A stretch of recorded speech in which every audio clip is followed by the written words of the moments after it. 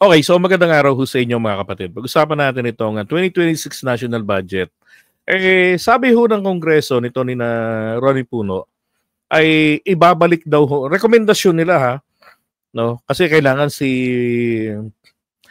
SMR ang magdesisyon diyan na isoli yan o i-return to sender or return to the requester yan pong national budget. Lang yan, may nakita po sila ng mga ng mga irregularidad diyan po sa national budget. Naalala ko bigla tuloy yung komento nung nakaraan na ayon kay Gatchalian ay merong budget insertion na nangyari dito sa 2026 budget. Kaya sabi ko, hindi, wala pa. Wala pang second reading. Paano silang wala pang BICAM? Nako, hindi ho pala. Sa BICAM lang at small committee, ginagawa ng mga damuho ang budget insertion. Ngayon, ako'y naniniwala dahil mismo si Bonget, si PBBM na ang nagkumpirma. Kahit sa 2026 budget, marami pa rin siningit. So, talagang it really needs to be cleaned out properly. Eto tingnan nyo to. Lumang news article ito. That was 2023. Sabi rito, pondo para sa flood management tumaas sa ilalim ng panukalang 2024 national budget. Diba? Magkano dati? Naglaan ang pamahalaan ng 215.6 billion sa flood management program para sa susunod na taon, sa 2024. Ang existing budget ng 2023 was 185 billion pesos. Tapos, palaki ng palaki yung requested budget nila yan sa flood control management na yan. Diba? Bakit palaki ng palaki yan? Ang katotohanan po dyan, bayan, dapat paliit ng paliit. Kasi ibig sabihin, si Pinoy wala kang maasahan eh. Kokonti lang yung nagawa nila. Late lang ng budget nila na ginastos dyan. Parang ayaw pa nila. Pagdating dito kay Duterte, di ba? Ang dami nila. Almost 14,000. 13,917 yung flood control projects completed in 6 years na ipinagmamalaki nila. Tapos yun ang mga ni-repair naman ng administrasyon ni PBBM. So fake flood control projects, bagkus flood control repair ang nangyari doon sa 9,900 hanggang 2025 na flood control expenses natin. Di ba? Ay nako. Now, so yun ang pag-amin ni PBBM na kahit nasa 2026 national budget, meron pa ring insertion na nangyari. Ganito po pala ang sistema, no? I just figured out kanina papaanong nakapagpasok ng insertion dyan sa NEP. At bakit hindi ito napansin ng DBM? Eto yan, no? May idea ba kayo bakit nangyari yan? Hindi ba? From the word of Alcantara, Henry Alcantara, so siya bilang district engineer ng Bulacan, siya yung nag-isip, nagdisenyo ng proyekto. Ibig sabihin, siya yung nag-discard, nagkaroon ng idea. No? Nagkaroon ng idea na dapat may flood control project sa Barangay Ekek, doon sa Eklabo, at doon sa ganito, sa ganyan. Ganito halaga nila dapat. Pinasok niya ngayon sa DPWH requested budget for the year 2026. Just like what they did before. And the past before. So many before. Yung mga dati ng kalakaranan nila yan. Paano nilang ini-insert? So, ang insertion po nanggagaling hindi lamang po sa mga kongresista at mga senador. Diyan rin sa DPWH. Diba? Bisan binabanggit ko yan, di ko lang naisip na insertion yan eh. Kasi ang insertion ito na yung given requested amount and yung for funding, di ba? I-review na lang. Tapos nung maplansya na, may mga siningit na. That's insertion. Pero ito, naka-embed talaga. So mabuti na lamang po, very sensitive ngayon yung mga bagong balik na mga kongresista na nagre-review ngayon dyan sa national budget. And they found out, isang katutak po talaga namang halatang menekos-mekos na mga project. Yung mga tipong napondohan na, pupondohan pa rin ulit. Diba? We have decided as a group to recommend the return of the 2026 national budget to the DBM because we do not know how to deal with it. We have to practically redo the entire submission to us, and we do not want to be suspected of any untoward action. We don't want it to appear that we are not accepting the rightful recommendations of the DBM, and on the other hand, we do not want to be accused of replacing or amending by errata a huge portion of the national. Errata, ibig sabihin yun yung maraming pagkakamali. Yun. Expenditure.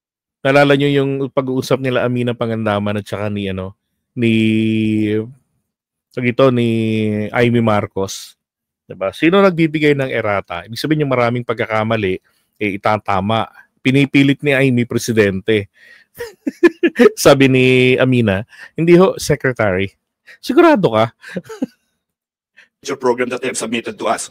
Gusto talaga ipahiya ang kapatid no? So we have decided that in good conscience we cannot begin deliberations on this national budget, and we owe it to all of you that that this is allocated properly, transparently, free of corruption, and we believe that at this point the national expenditure program submitted by the DBM falls short of that standard.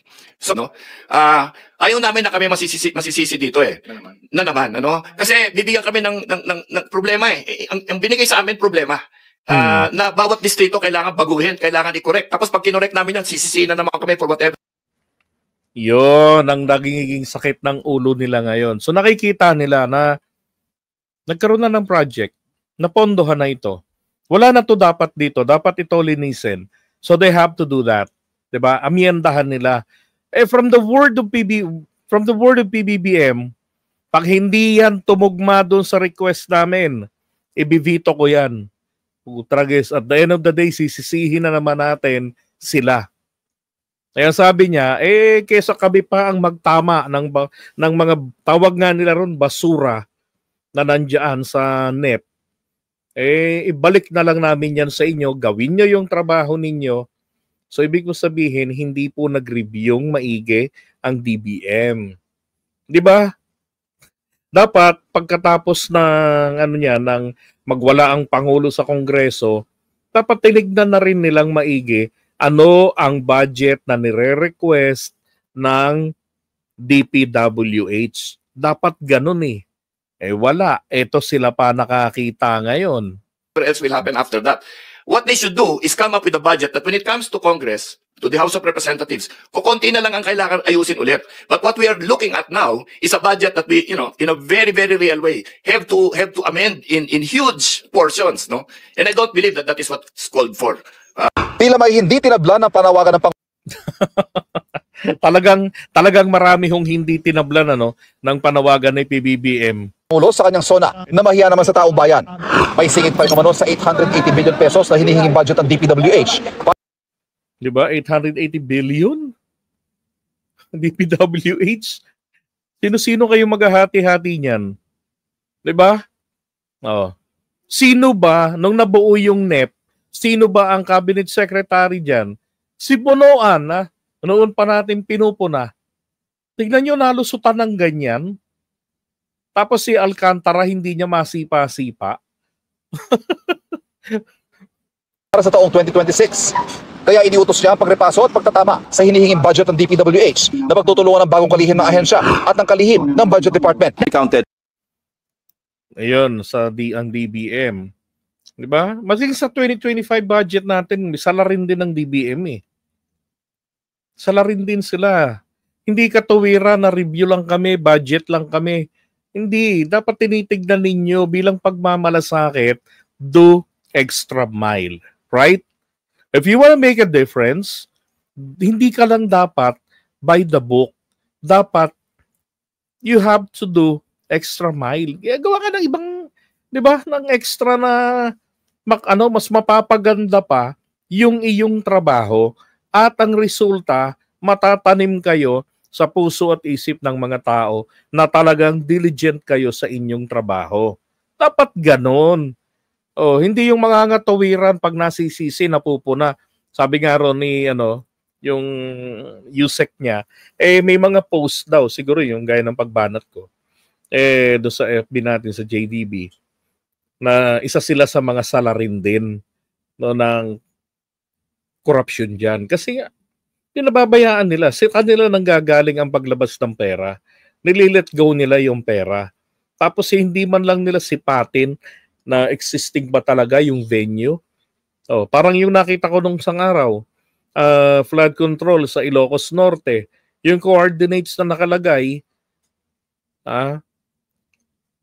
chinek ko diretso sa Google. Aba, nasa kabundukan yung coordinates. Puro puno. Ano ipa-flood control mo? May bahay kubo, wala. Tapos sa kalayo-layuan nandoon yung ilog. Yung ilog, nang i-zoom sa internet, walang flood control, walang flood wall. Ghost project? Ay, nako. Yan yung sinasabi ko, dapat tinitignan nilang maigi. Diba? Ng DBM. Ano yan DBM, COA, yan, DPWH. Dapat sila dyan. Dapat bago merong pre-audit. Diba? Yung, bago gawin yung construction, nandyan yung COA, nakita nila yung lugar. Ito yung coordinates. Dito itatayo. Pagkatapos ngayon ito, titigyan nila 15% na yung progress. Diba? Pag humihirit na ng progress billing, DBM, bago magbigay, puntahan. Ang COA, puntahan din. Diba? Dapat ganun Yun ang nawala. Lahat po nagkukuyakoy sa opisina in the past 3 years. Kaya namihasayang mga yan. Lang yung kay Diskaya, Diyos ko po. Magkano yung nakuha nilang mga project sa panahon ni PBBM? Napakalaki. Dahil po yan sa nagkaroon ng cabinet secretary walang pakialam. Ang DPWH, ang DBM, at ang COA. May COA pa na contractor yung asawa, anak ng putya. From NCR to Region 3 alone, flood control management 1. Nasa mga 500 items. Yung exact amounts, similar amounts of 75 million each, 100 million each, 120 million each, 150 million each. Red flag po ito Secretary Vince is already investigating ito pong mga doble-doble, pare-parehong pangalan. Tiyakin natin, nasa wasto ang mga proyekto. Isiwalat natin kung may makikitang taliwas. Dahil ang pera ng sambayanan ay pera ng bayan, hindi sa pansariling interes. Gita Palacio, seryoso. Diba? Yun ang tama.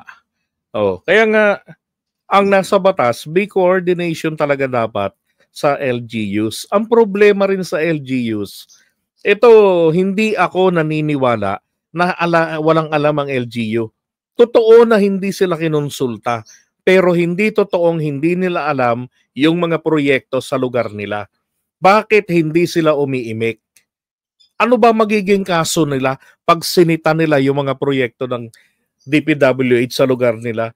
Responsibility nila yan dahil yan lugar na kung saan nasasakupan nila. Kumbaga area of responsibility nila yan. Part ng jurisdiction nila yan. But hindi sila umiimik noon. Dahil po, ayon nga kay Magalong, pati mayor hanggang barangay kagawad, pati tanod yata nakakakuha rin ng pangapadulas. Di ba? At pabor sa kanila na hindi sila kinukonsulta kasi kung sakaling magkabulilyaso, they can easily say na Hindi naman ako kinonsulta dyan eh. Ang tanong ito, hindi ka ba naambunan? Di ba? O naniniwala ako na hindi lang naaambunan yung mga yan, kung hindi ho, nababagyo din yan ng mga pagpapala mula po dyan sa mga salarin sa flood control. Ang buhay yan. Kalokohan yan. Winawasak yung lugar ninyo. Nagsasara ng kalsada. Hindi nyo man lang alam yung nangyayari. Nako, nagkampanyahan, nag-ikot kayo.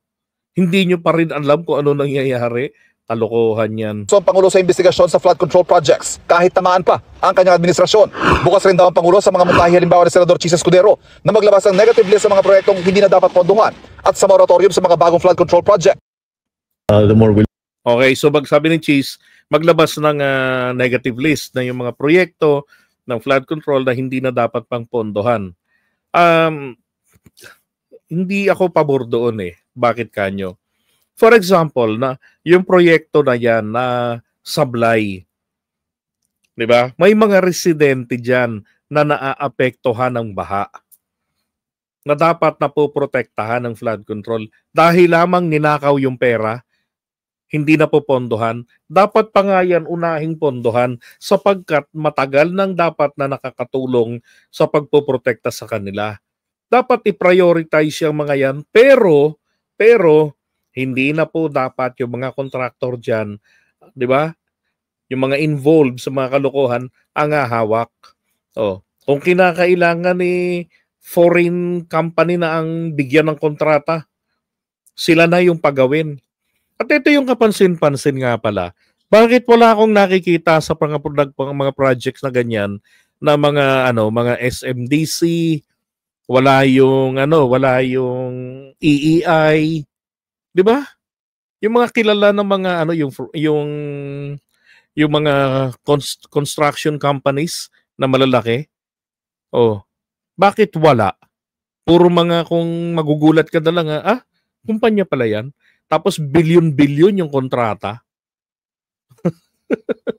Pero meron pa like yung Wawaw Builders, 'di ba? Diyos ko po. Sole proprietorship. Ibig sabihin, pagka may aberya, nagka-leche-leche, at kinapos na yung laman ng bangko niya, pang remedyo,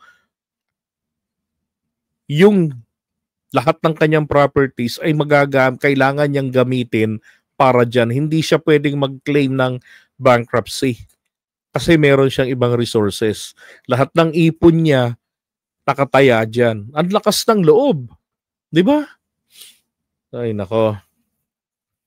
Yeah, yung mga gumagawa ng mga mall, di ba? Yung mga malalaking corporation, bakit hindi kasali dyan? Dahil ba hindi sila pabor na mag-substandard? Oh. Ay, nako. Dapat yung mga malalaking kumpanya nakahawak niyan eh.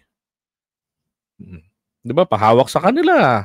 O sa Sumitomo Construction, yung sa Japan. Para masiguro talagang maayos. Tapos bigyan ng patawan ng perpetual ban yung pangalan, yung apelido, 'di ba? Hanggang 4th civil degree. Oh. Hindi pwedeng magtayo ng flood control company na kukuha ng kontrata o magpa-participate diyan sa government. Mag-private kayo, doon kayo pwede. Pero dito sa government, hindi, ban kayo. Diba? Tama lang yan, ibalik. Ano naman ngayon kung ma-delay? Sabi nga nila Garin sanay naman kami na magtrabaho 24/7. Okay lang sa amin yun. Ginagawa na namin dati yan. Isang sasakripisyo rin daw nila, yung Christmas break. Pwedeng tanggalin na yan ngayon nila. Kahit na naka-Christmas break sila, tatrabahuin nila yan. Diba? Talagang ganun. Ito lang DBM, masyadong malaki na yung problema, hindi nagre-review. biglang naging gala ang DBM, biglang nakikikasali na sa pag-iikot ng Pangulo. I don't know why. 'Di ba? All of a sudden, dapat noon pa. Tapos dito tuloy ngayon, sablay sila, hindi nila ni-review ang DPWH na maigi. Sina Ping Lacson pa yung nakakita yung mga kongresista pa yung nakakita. OMG.